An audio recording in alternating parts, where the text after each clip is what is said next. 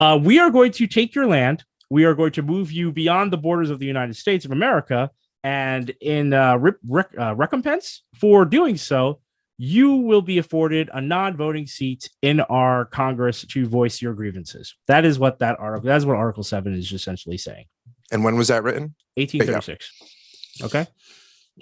So yes, it was ratified by Andrew Jackson, one of the more hated presidents of the United States, and I think he was almost impeached. I believe that, or he was impeached, one of the two, because of his. This wasn't because of it, but he had a horrible representation for being a Class A racist and otherwise a non-lover of the indigenous peoples.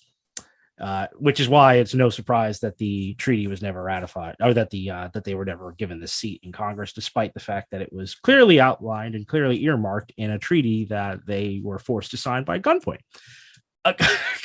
So, going on, a non-voting position. Yes, which we have. We already have that. DC has non-voting. There's a couple of people who have non-voting. Guam, any basically territories have non-voting. So what do they? So there's precedent. What do they do? Non-voting seats?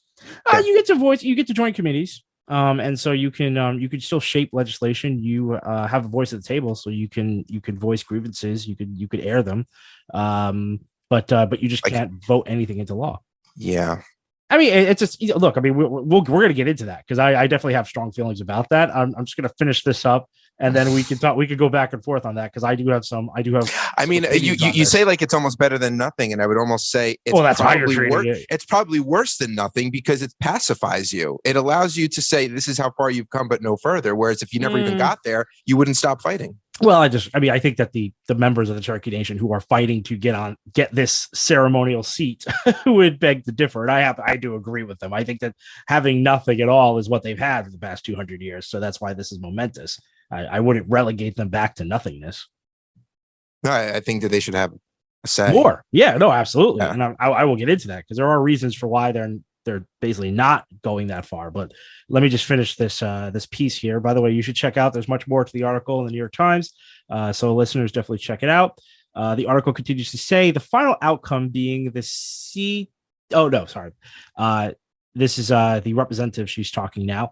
She says, it can be pretty overwhelming to think about when I think about what was bargained for and what was lost as a result of that particular treaty right, Ms. Teehee said in an interview before the hearing. I think about my family's history, the poverty, the loss of life, all the struggles that occurred as a result of that forced removal.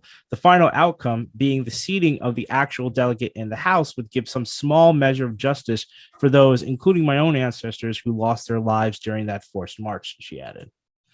Now this is the Representative Jim McGovern talking. As I study this issue, I believe is the right thing to do. It's the moral thing to do, said Representative Jim McGovern. He's a Democrat of Massachusetts and the chairman of the House Rules Committee. He said he believed there was a bipartisan support to allow for the seating of the delegate, even with Republicans set to take control of the House in January.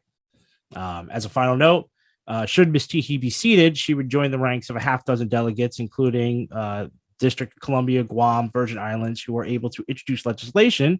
This is answering your question a little bit more, Jamie. They can introduce legislation and sit on committees, but cannot vote on the House floor.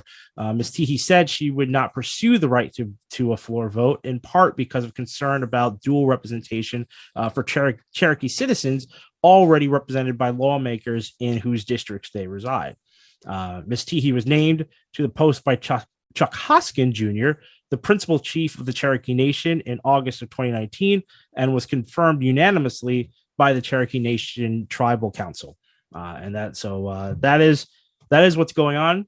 That's the latest. What is I'm sorry. What is the threat with giving a territory or a district, or in this case, a nation, voting power? None. As far as I'm concerned, none. In fact, I think it's the least that we can do in terms of some sort of not reprisal. What's that word? What do we always talk about with slavery? Reparations. Thank you. I think it's the least we could do in terms of reparations. I think that it is so cynical to begrudge them voting rights out of some semblance to our national state in terms of the integrity. They could have dual votes. I think that's insane because there's such a small percentage of the population. Exactly. Well, but what's it like Guam? I could see the logic being, well, they got no skin in the game, right? They're not continental. They're not part of this landmass, but the Native Americans live here. And they found it. I mean, they were here. That's my point. They were here. Well, even like District of Columbia, that that's crazy. Yeah, but that's still a manufactured state. I mean, that's a manufactured area. These are people who lived in this country well before the Westerners came. And I agree. I don't understand. Yeah. Like I could see like if there's I don't agree with it, but I could see at least the facade of an argument to say, well, they're not really of this nation. They're just a territory. They, whatever. I don't know. It's not right, but I could see that being made. But how do you extend that to someone or a group like Native Americans? Like, I just don't understand.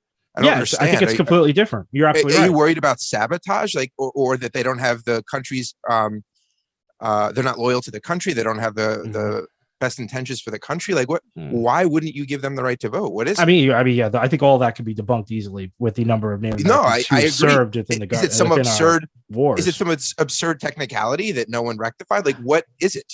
Well, I think that it's already absurd that you have to have a House committee to basically the part of the dithering of the committee is they're discussing whether that this treaty still has legal standing, which I find absurd because how can you be part of the council and not a master? A master of the council? Oh, come on.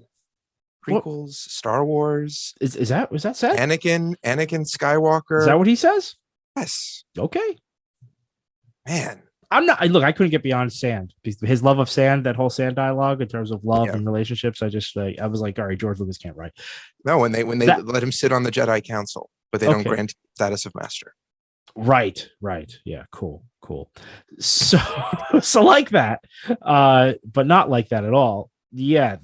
I think that first of all, I think part of it would also help our republic personally. I believe that if we were not only to grant rights to the Cherokee Nation, but to grant rights to all currently existing indigenous nations that reside within the United States, I think that could help shake up our dichotomy between red and blue. I think it could add something that lifeblood that I think is desperately needed to American politics, where you have people who are basically elected by their nations sitting in our representative government that are not aligned to any particular party. And if they happen to, it'd be by coincidence if they just happen to fall in line with either the blue or the red in particular proceedings or voting. But it wouldn't necessarily be mandate. Like, it wouldn't be necessary. You wouldn't need that in order to preside for your people or to represent your people. I think that, and maybe this is me being very naive and innocent about it. I don't know if it could be co-opted where within the Cherokee Nation, the two people running happen to be one Republican, one Democrat, and whoever wins, that very well could happen. Oh God, no. I do not want to. You'd hope not.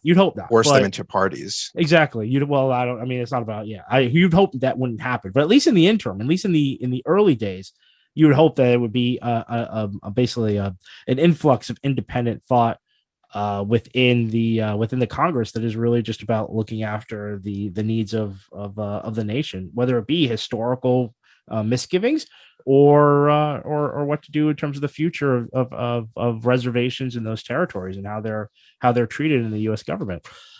The dual thing, I think, is a very easy thing to solve as well, because I had more time to think about it because that is my story. What's the dual? What do you mean dual? Sorry. Well, she basically brings up to say that the reason she doesn't want to force a voting issue is because she knows she doesn't want the pushback from basically dissenters saying that it's a double vote where she gets to vote once as a member of the Cherokee Nation, but then whatever representative who has that district is also supposedly voting with the interest of their constituents. And if the majority of those constituents happen to be Cherokee, that could essentially give you two votes on the council.